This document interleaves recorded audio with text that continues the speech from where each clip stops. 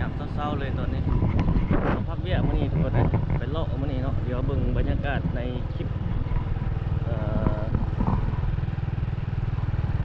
หลายๆคลิปเลยมื้อนี้เขาจะอัปเดตไปจุดใดเข้าใจเด็ดพาทุกท่านโตะเที่ยวน้ำเนาะเขาจะไปเล่นตัดมูลพวกแหละแต่น่าจะลงในคลิปถัดไปเนาะ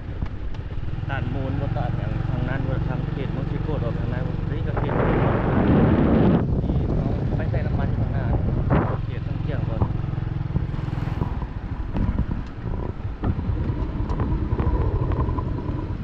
บนนี้เขาเจ้าโกนี่เป็นอย่างไรเป็นห้างขายเครื่องเนาะ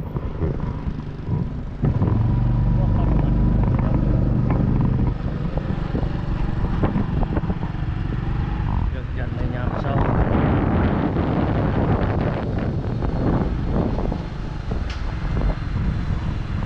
ดับเฮ็ดเวียกเฮ็ดงานเพิ่มทำแล้ว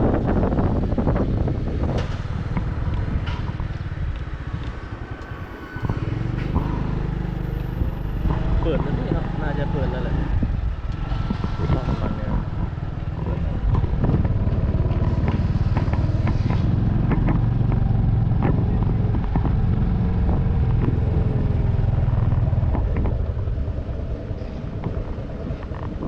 50,000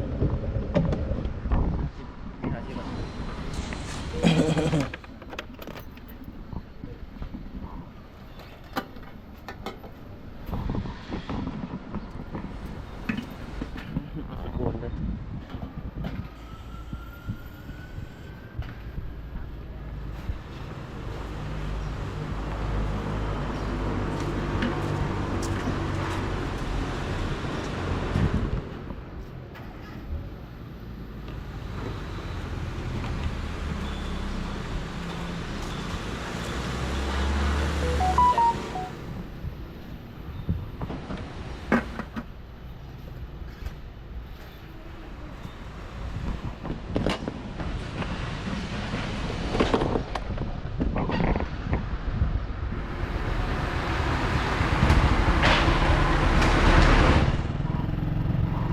ไปต่อวิแกนี่ยังบ่เปิดเนาะโอ้รถจะเอามาใส่รถใหญ่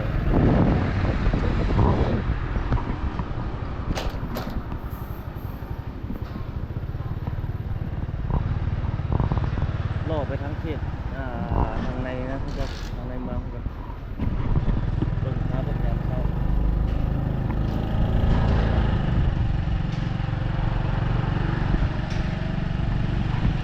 เอาไปใส่น้ำมัน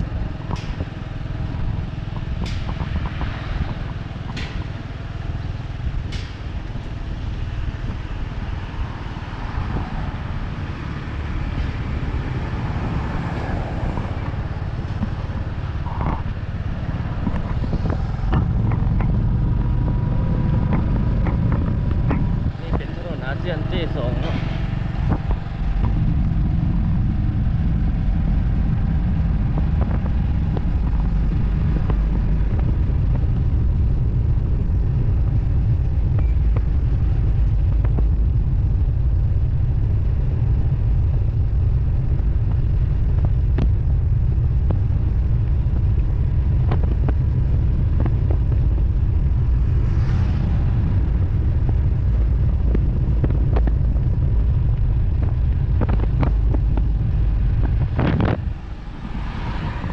ยามเช้า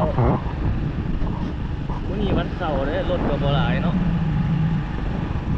เรียกจัดยามเช้า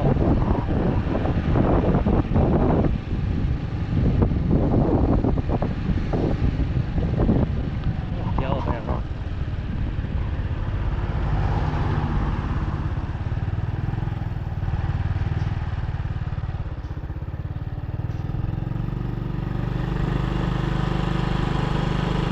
เขาก็มีสวดออกไปทางนั้น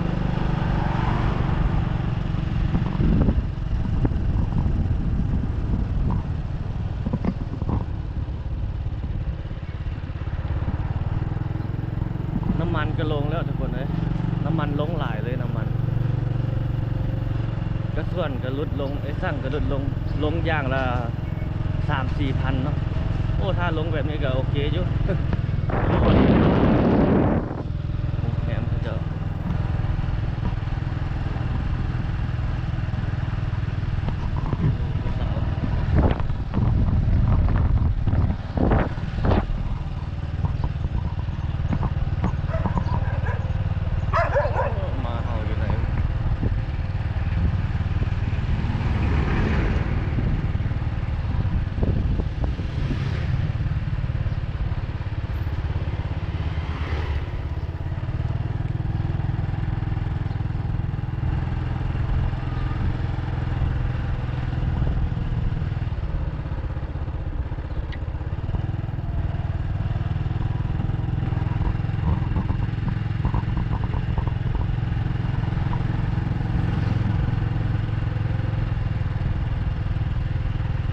อนนี้ประมาณ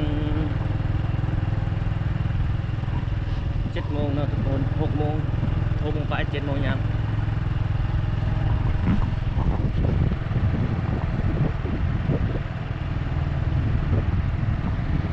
จากเขตเมืองสีโคตรบองเข้าสู่เขตเมืองจันทบุรีบรรยากาศยามเช้าเมื่อคืนนี้ฝนตกเมื่อคืนนี้ฝนตกแห้งเติบเลยสุ่มเย็นดีอากาศบริหารเอาเย็นสบายเท่านาโอ้รถอันนี้รถรุ่นเก่าครับ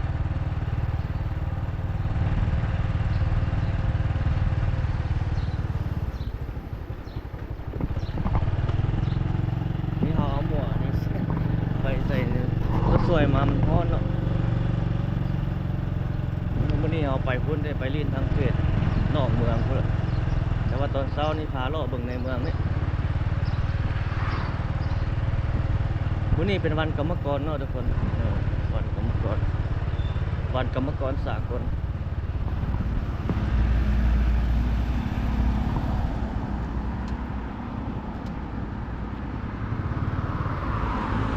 เว้ยวันเสาร์ที่มันเป็นวันศุกร์เลยวันศุกร์เนี่ยเขาเราบอกลงว่าวันเสาร์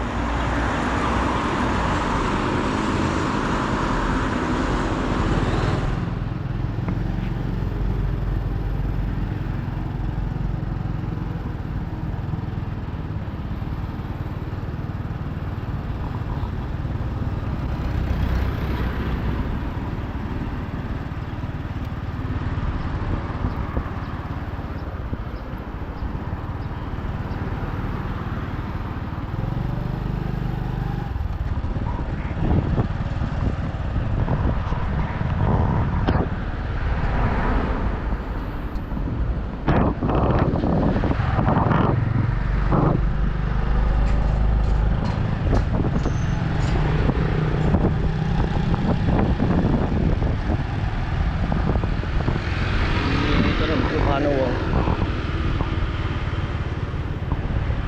เจ้าขายเอาอยู่แล้วกินคนแวะซื้อหลายอยู่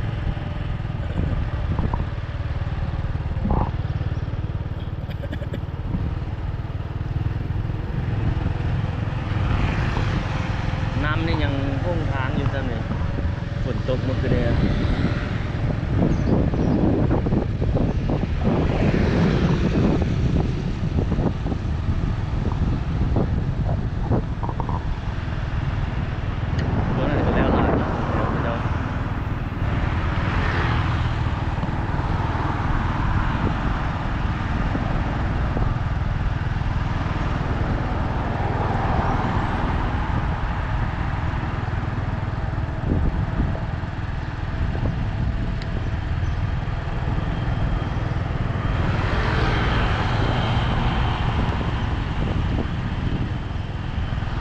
บริษัทสร้างหอมเจ้าแล้วหลานชื่อเลขก่อนทุกคนมาซื้อรถคนอื่นจักเชื่อ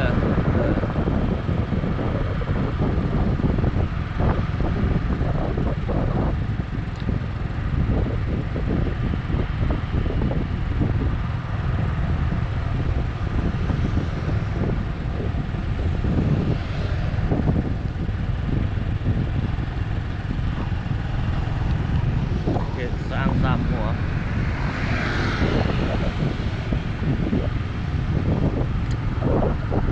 โอ้ต้นไม้เขียวดี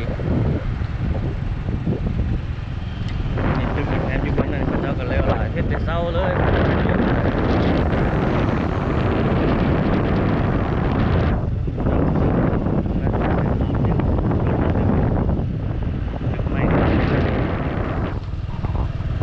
เขตนี้แม่ร้ายนี่เบื้องขัวมือนี่ก็แม่นนี่แม่ของริเวอร์ไซด์ทางนั้นของแม่ซัมเมอร์เซ็ต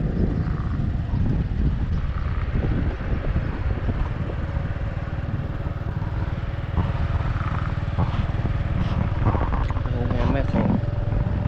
ของนี่ยาวตั้งแต่ข้างหลังของมาพูดมาสภาพพนักงานเสิร์ฟ ซัมเมอร์เวียงจันทร์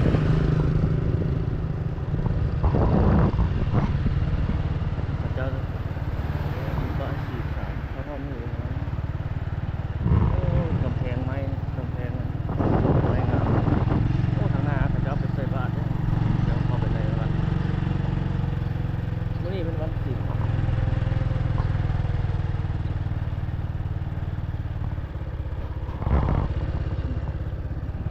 ไปใส่บาตร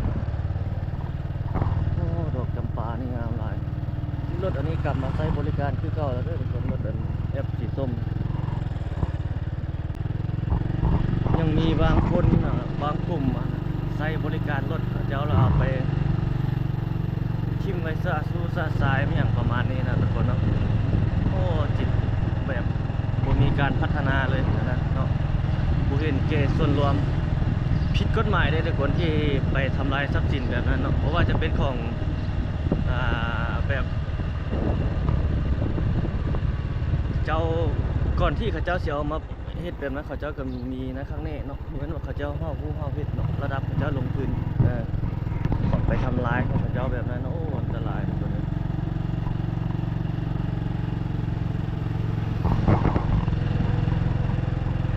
นี่เขาโลกมานี่ทางแคมป์ของไปละยามเช้าๆอยู่เขตแคมป์ของนี่เป็นจังได เรื่องแจนยามเช้า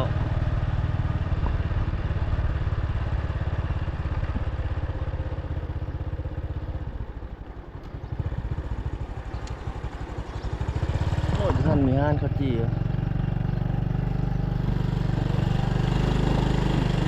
ต่างประเทศเป็นยังโลดโอ้ดอกคูณนี่ยังเด้อทุกคนเลยเอาเรื่องอยู่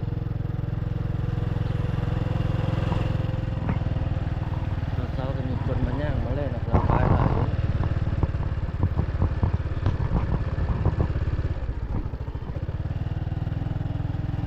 ตอนเช้านี่บ่มีคนเนาะมีมีอยู่แต่มันบ่หลายคือตอนแรงมาแม่คนเต้นี่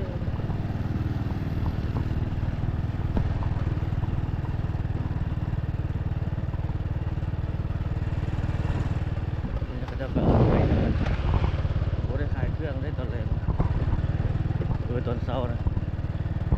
ตอนแรงแล้วขาย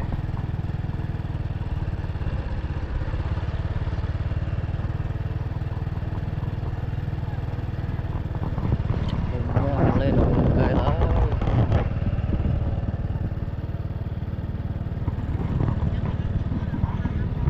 จัดบ้านเอาในยามเช้า7-8 โมงแล้วตอนนี้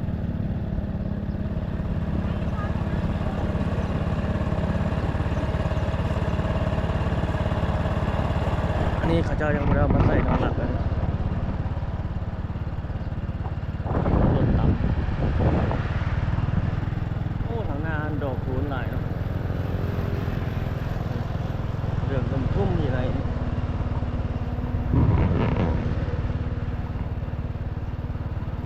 ตรงทางหน้านี่เลยเลยพอรถจักรเขาข้ามหมดแล้วที่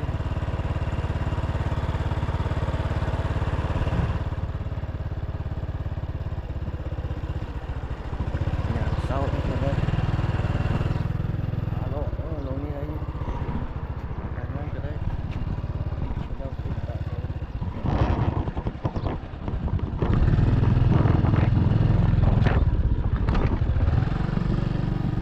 เดี๋ยวกลับไปหาเนี่ยโอ้สุ่มเย็นดีเนาะ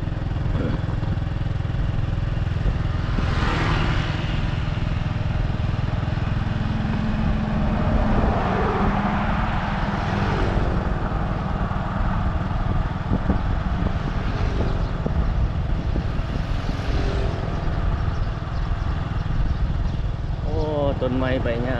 เขียวงามพุ่มเ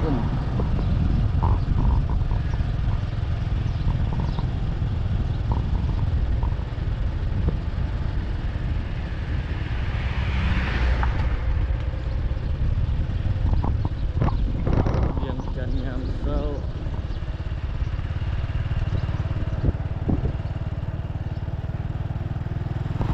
นี่พระเจ้า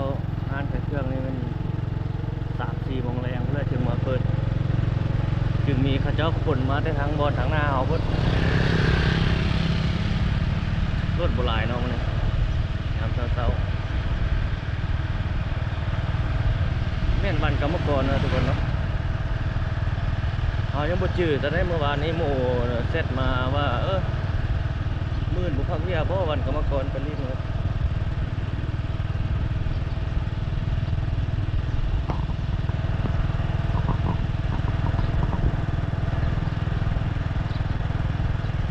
อันนี้เป็นถนนจังฟ้างุ่มทุกคนเอาสัญจรอยู่นี่เนาะเป็นบรรยากาศในยามเช้า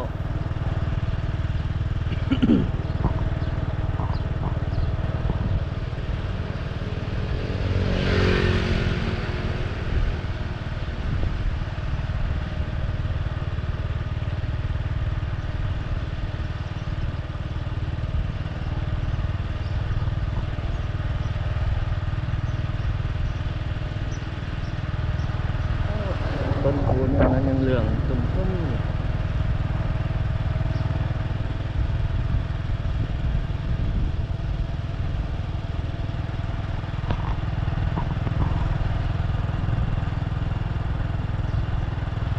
หาเลา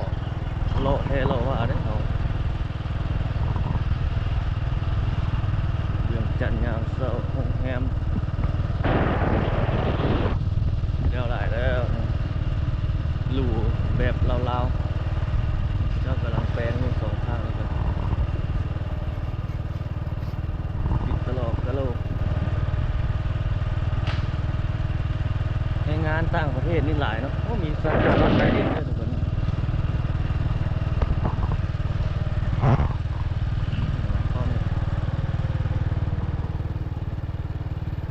ทอดดอกคาดดำโอ้ต้นไม้งามดี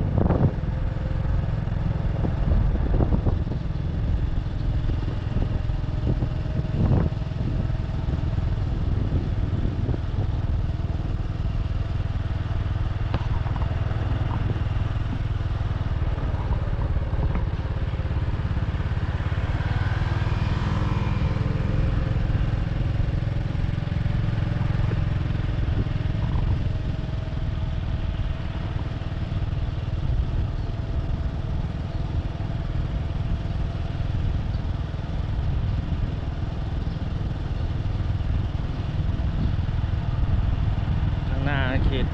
คาดดำตัวนี้มีไฟแดงเพื่อนยังบริเปิดเท่าตัวนี้ถนน3 เส้นไทยมาทางนี้ถนนลาดสร้างมาพุ่งหน้าลงข้างไทย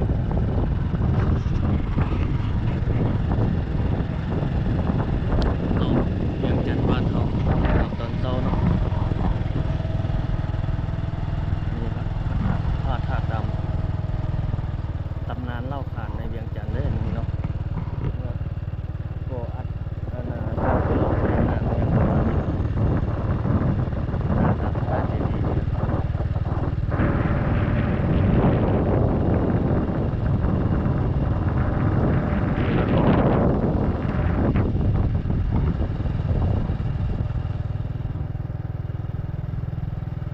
เขาเปิดเป็นมุมกว้างๆเลยนี่ทุกคนข้างๆจะมีห้างอาหารเนาะข้างในมีตึกเก่าอยู่นี่จะเห็นเป็นห้างกาแฟมีเป็นตึกอาคารเก่าจะเห็นเป็นคล้ายกาแฟอย่างประมาณนี้มอนอันนี้อาหารจีน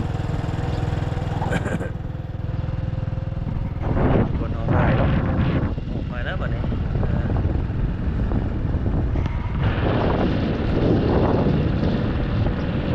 ใจกลางเมืองเด้ได้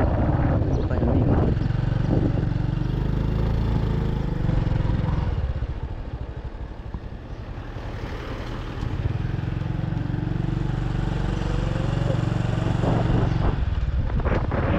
กระบอกกาแฟมันฝือห้างมีห้างเปียกห้างกดแล้วหลายโรงแรม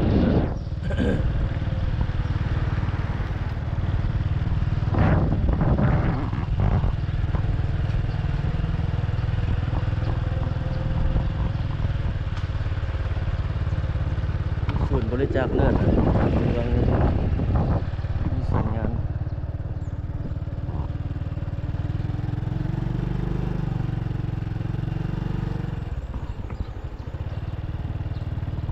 องค์การการเดินแห่งชาติลาวเดี๋ยวกลับไปทำงานทุกคนโอ้ต้นไม้ต้นนี้อายุน่าจะหลายปีเลย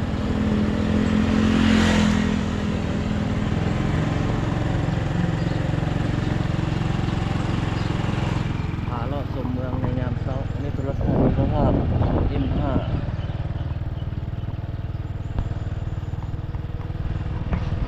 เวียงจันทร์เวียงจันทร์ยามเช้าสี่แยกวัดชื่อว่า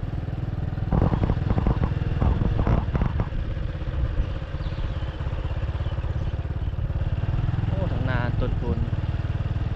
เหลืองตาม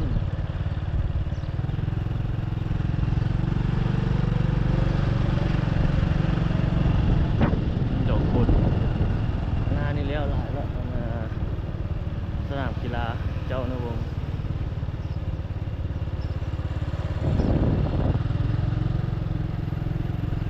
เป็นการช่วยสร้างจากญี่ปุ่นเนาะโครงการช่วยเหลือละโอ้เพิ่นช่วยเหลือนี่หลายเลยทุกคนประเทศญี่ปุ่นช่วยเหลือเราเขานะเอาเข้ามานี่วันนี้เข้ามาถนนคุณโคล้มเหมือน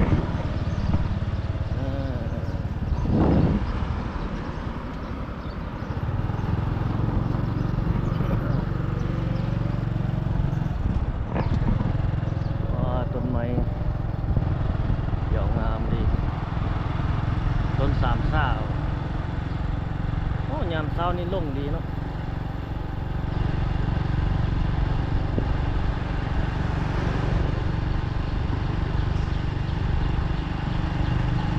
อากาศปลอดโปร่งดีมันฝุ่นอันนั้นเลยดิมันฝุ่นอันน่ะตกทุกคนแจ้งเลยแห้งเติบเลย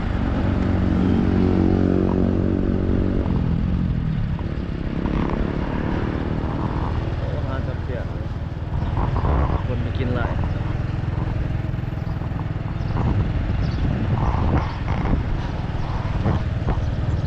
เนี่ยต้นไม้ใหญ่เลย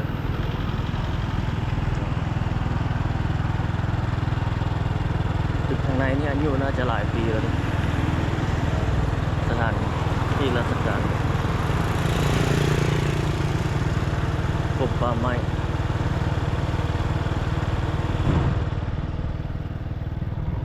นั่นมีโรงแรมมีโรงแรมร้านอาหาร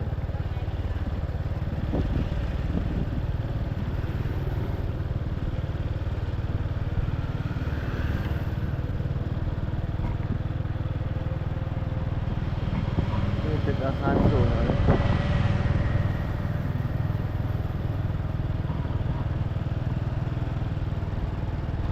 ถนนคูเวียงช่อง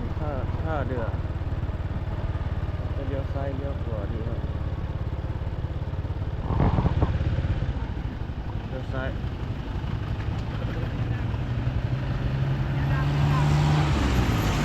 ถึงข้างหน้าตลาดเรา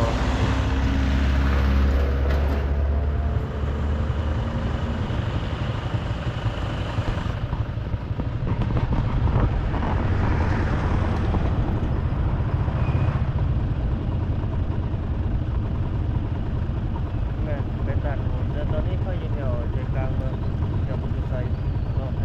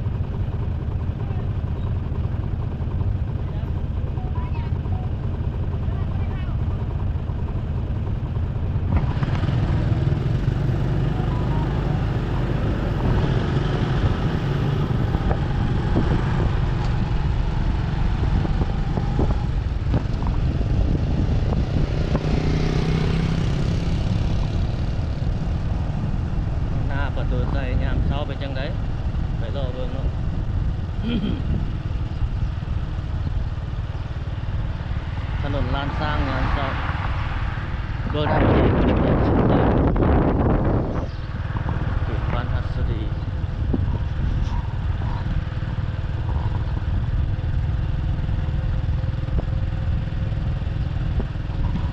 โอ้นี่เป็นบรรยากาศสดใจกลางเมืองหลวงยามเช้าทุกคนรอเบิ่งรอชมสาวยางเล่นได้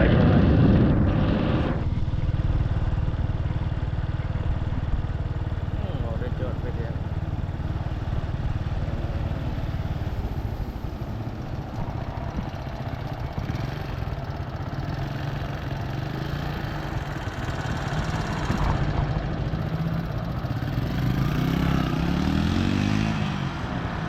อันนี้เป็นถนนลาดสร้างนะทุกคน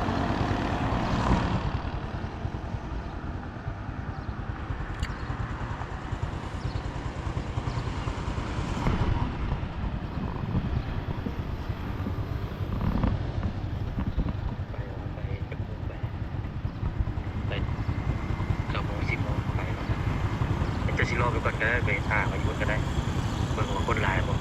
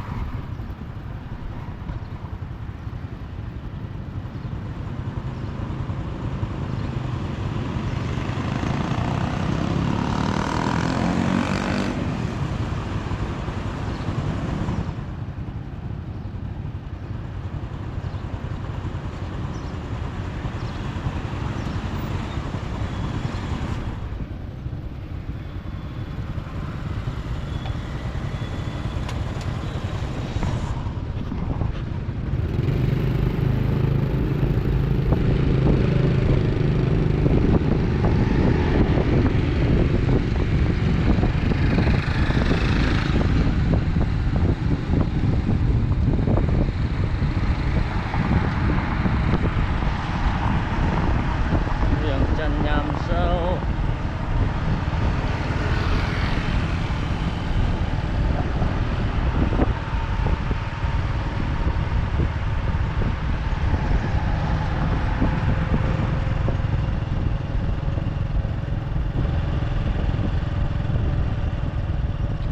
ยามเช้าอยู่เขตสวนประตูใส่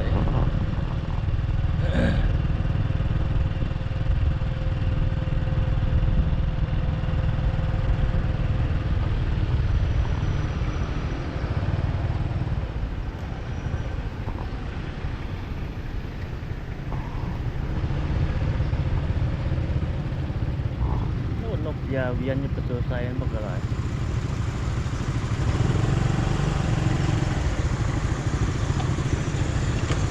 นกเอียนนกเอ็นน้อย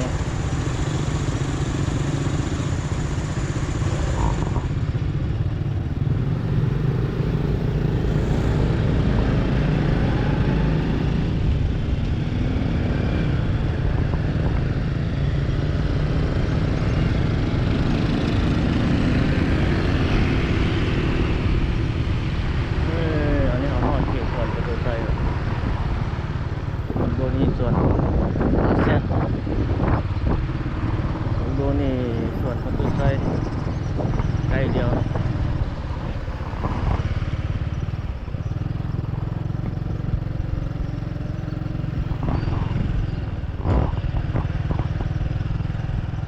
ข้างหน้าเพิ่นเตรียมสิเฮ็ดงานมั้งเนี่ยมีงาน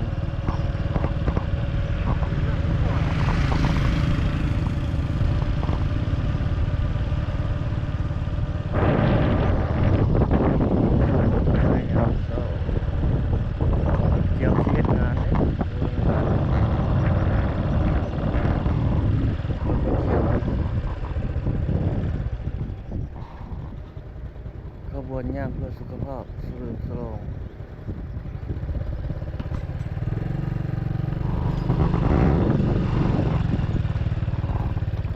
ก่อนอ๋อ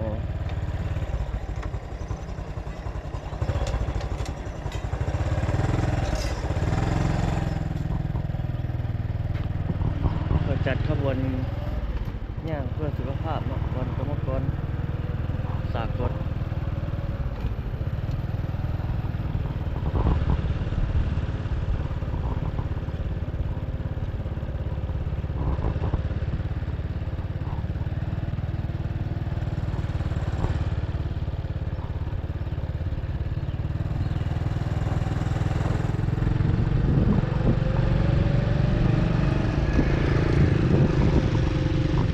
เช้าๆนี่บรรยากาศก็ดีเนาะใจกลางเมือง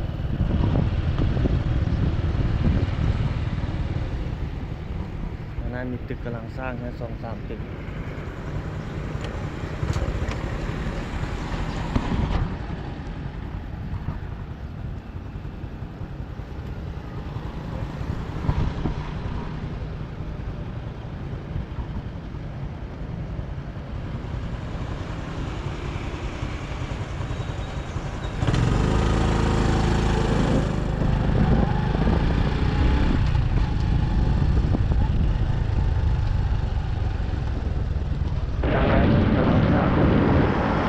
นี่เป็นถนนลาดสร้างถนนแค่ส่วนผมไม่หานแล้วเมื่อกี้เขามาเป็นถนนลาดสร้างโอ้ดอกบัวนี่เรื่องงามเลย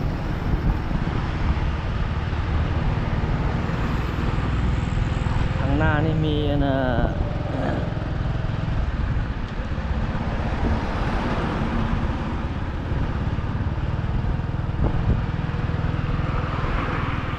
ศูนย์การค้าใหญ่กำลังจะขึ้นนี่กำลังจะเปิดตอนนี้เพิ่นยังเฮ็ดกำลังสร้างอยู่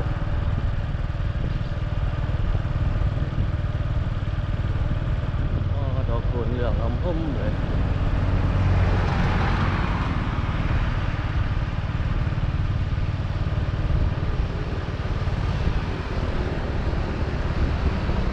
ก็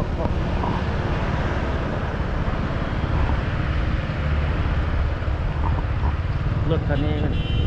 โอ้ยรถคันนี้ข้ามทางเลย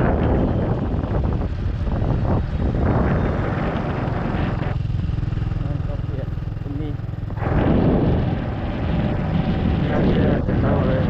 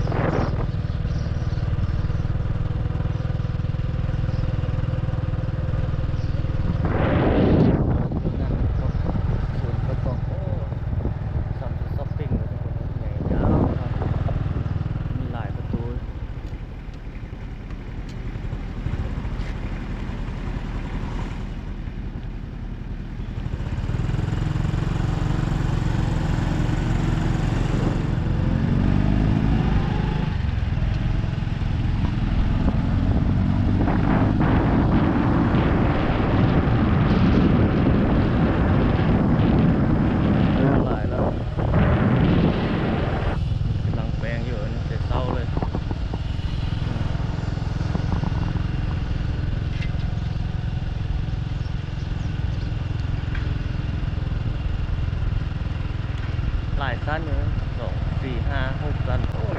บนสั้นถึง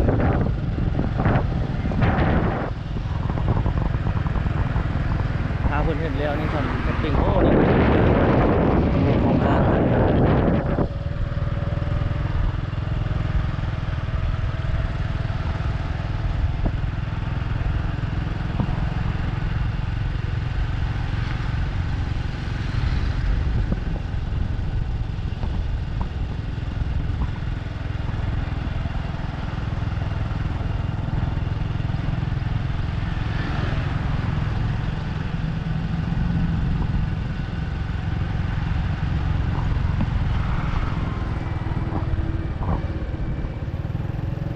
นี่เป็นถนนอาเซียนนะทุกคนนะถนนอาเซียนT2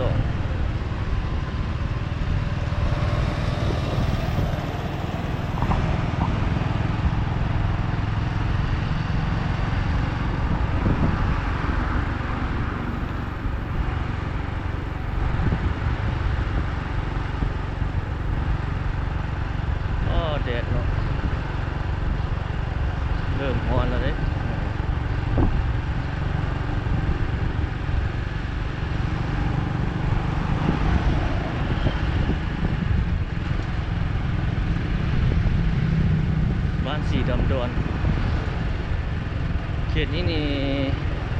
ขึ้นกับเมืองจันทบุรีวะเมืองจันทบุรีนี่เป็นเมืองเอกเมืองชุมชนหนาแน่นของเมืองเวียงจันทร์เนี่ยเป็นโครงการขายรถห้างขายรถบางฝ่ามือนี่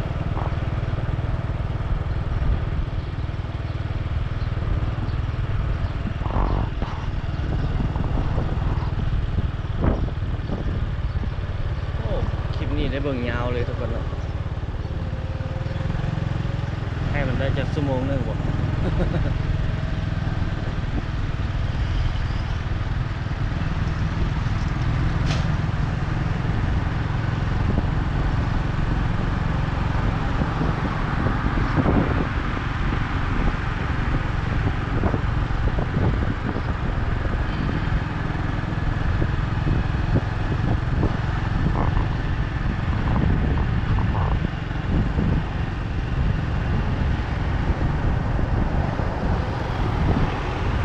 โอ้ทางนาดอกฝางแดงว่ะแดงครึ้มเลยอันนี้พาโลยามเช้าๆทุกคน ตอนนี้ก็7 โมงปลายแล้วแหละหัวเช้าแล้ว เวียงจันทร์ยามเช้าเนาะ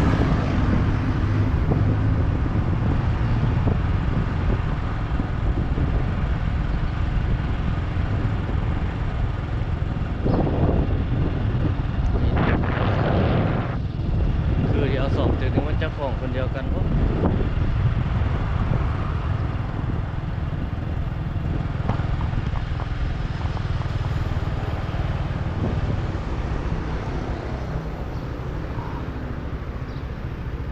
วัด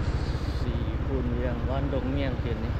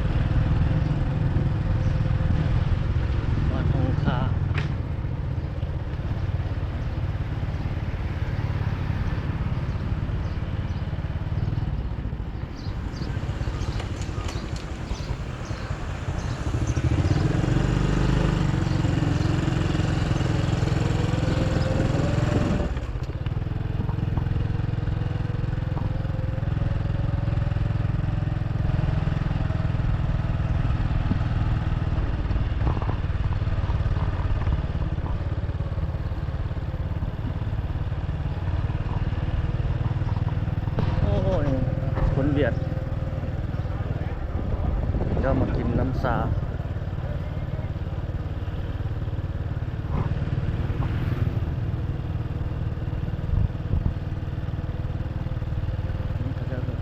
น้ำซานี่ก็เต็มเลยนะ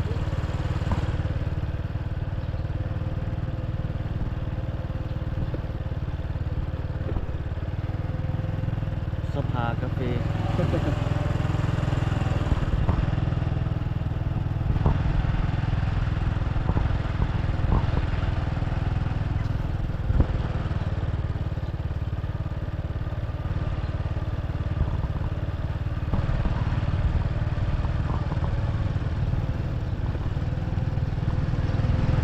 โอ้ดอกคูณนี่เหลืองงามดีโอ้คลิปนี้นี่เวียงจันทน์ยามเช้าแท้ๆเลยทุกคนเลย ได้เห็นหลายจุดหลายมุม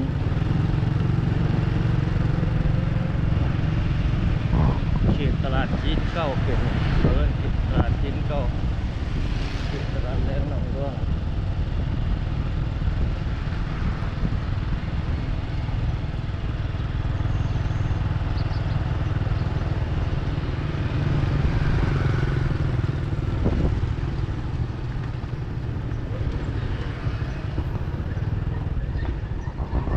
นั้นมันคือกำลังขึ้นใหม่นะ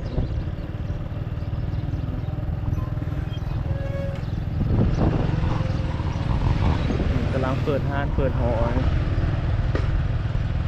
ห้านคนจีนห้านคนลาวปะปนเดียวเขียนนี่นะ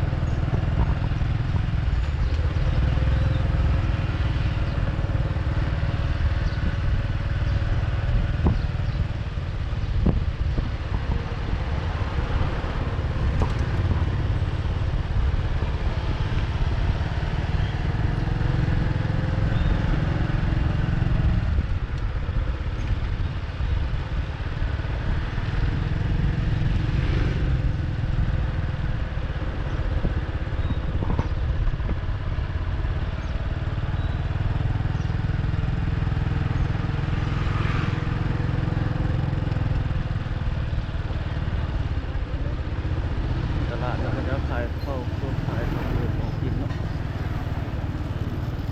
เข้านี่ซอดออกนะไปซอดใส่ถนนแล้วนะสีท้อง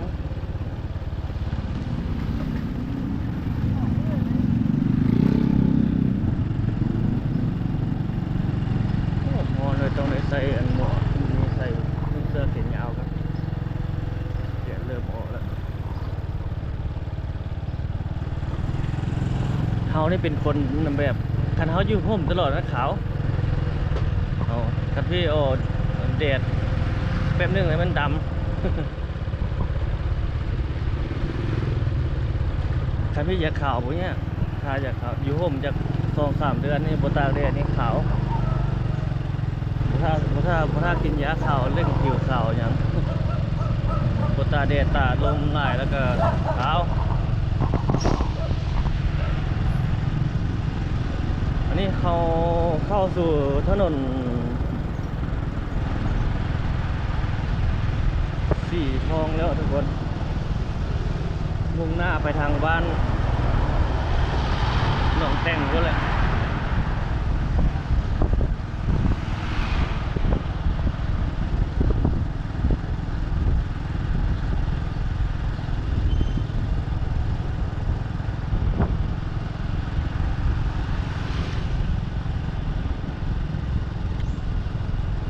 โอ้บรรยากาศดีงามเช้าถนนสีทองได้เห็นหลายจุดหลายบอนตั้งแต่เขตในเมืองพุทธออกมอดพี่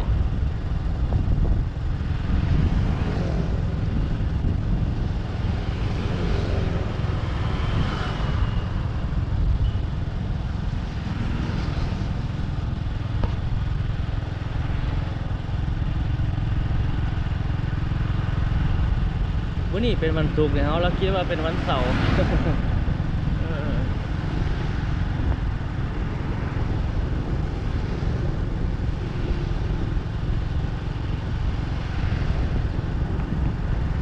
บ อยู่ใจกลางเมืองเพิ่นก็มีการจัดขบวนย่างเล่นเพื่อสุขภาพเนาะเพื่อเป็นการต้อนรับวันกรรมกรสากลโอ้ดอกคูณนี่งามหลาย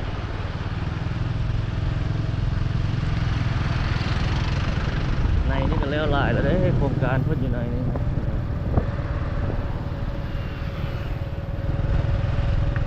มีครบอยู่ในนี่โรงแรมสถานที่บันเทิงศูนย์การค้าครบสุดเลย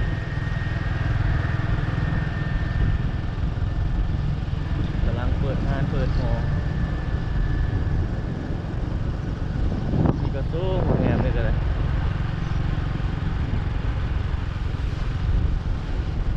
หลายแล้วทุกมื้อนี่โรงแรมมาพันเว้นนะมาเลยจนเที่ยงตอนนี้หูนาน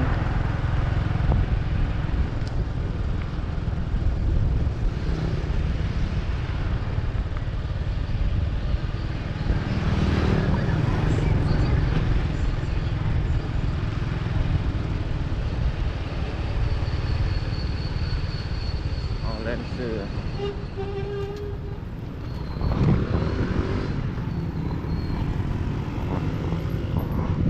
ให้เข้าไปตั้งเตียงดู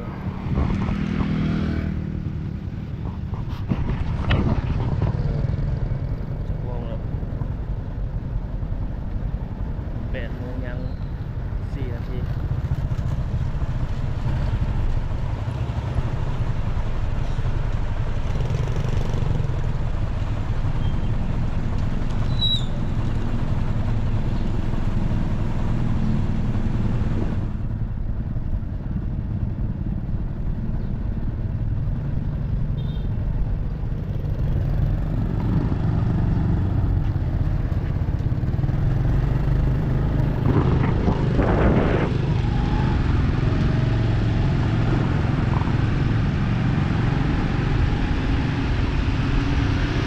นี่เป็นถนน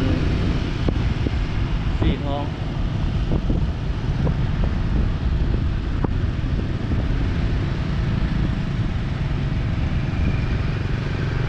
เบื้องนี่เขาเจ้ากำลังเฮ็ดนี่ก็ได้ตึกอาคารสูงเติบเด้นี่ก็ได้ให้เช่าอาคารติดป้ายให้เช่าแล้วกำลังสร้างอยู่นี่ก็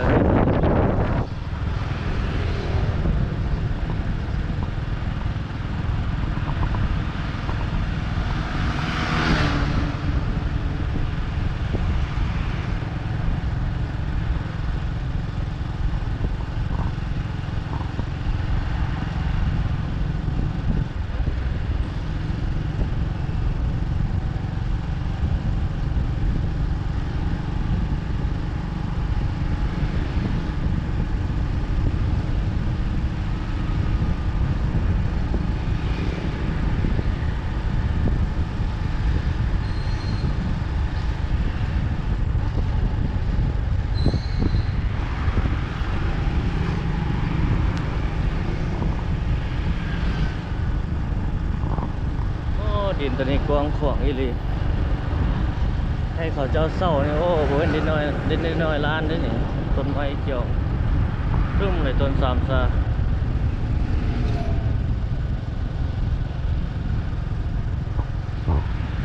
ตึกตัวนี้ก็ใหญ่คือกันต้นพึ่มเลย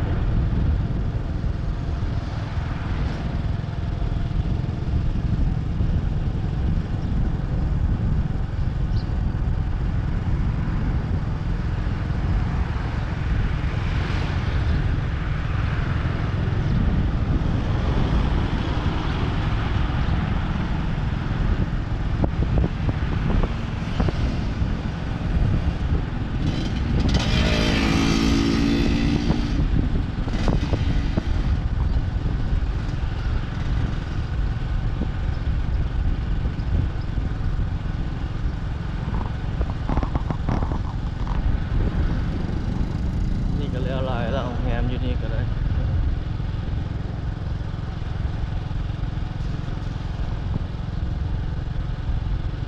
โอ้รถหรูอยู่นี่อะไร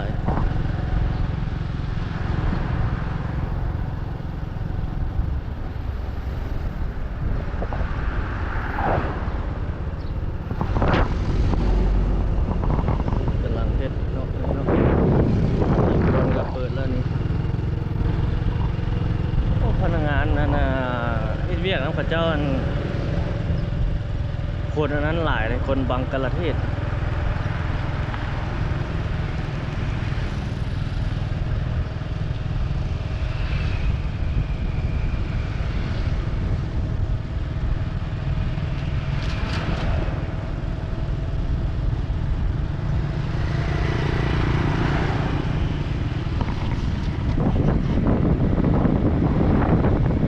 ทานให้เศร้าโดดเห็นแล้วให้คนเศร้า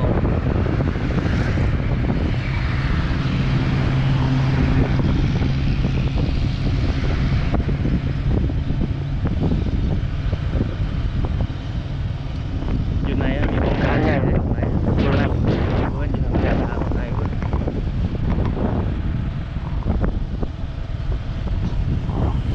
เฮ้ยเอาเนี่ยมันมีสองเขตใหญ่อยู่ไหนมีหลายตึกทาง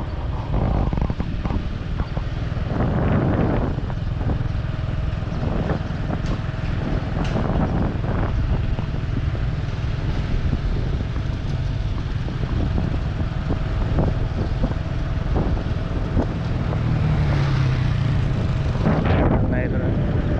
หลายโครงการก็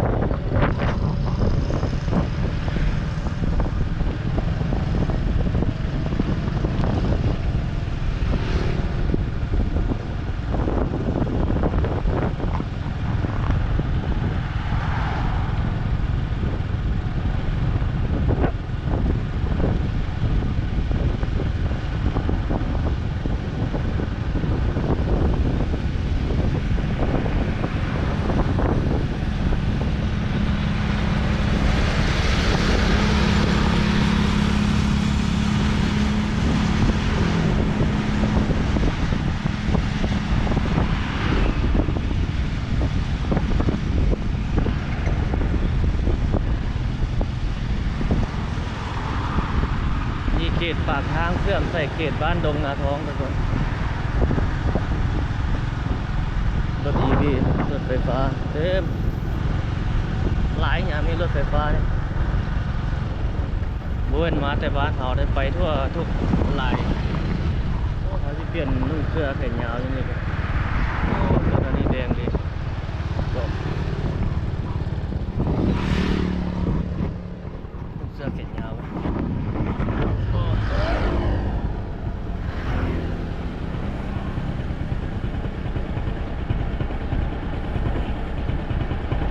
โอ้สูงสูงมือโอ้เสื้อตัวนี้ไม่ได้ลุ่มตั้งแต่ตอนเอาไปใช้สมุนเสื้อแขนยาว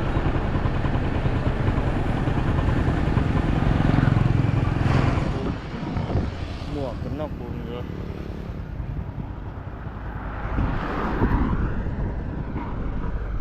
ยังได้ซื้อหมวกอันนี้กูกิวจะบอก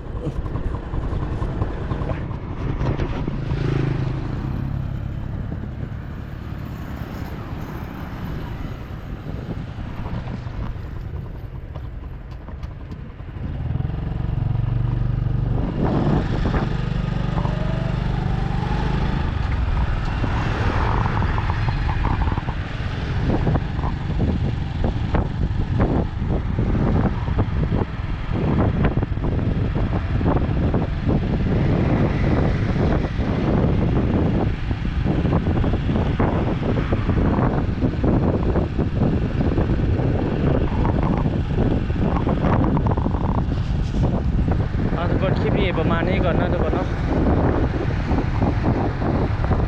ขอบใจทุกท่านที่เข้ามาเดี๋ยวไปข้างหน้าอีกนึงก่อนนะนี่ครับแอบไหนลายน้องเจ้าไปเป็นไปเบิ่งอยู่ห้องน้องสายทางหน้าว่าสีมีหมวกกันเนาะ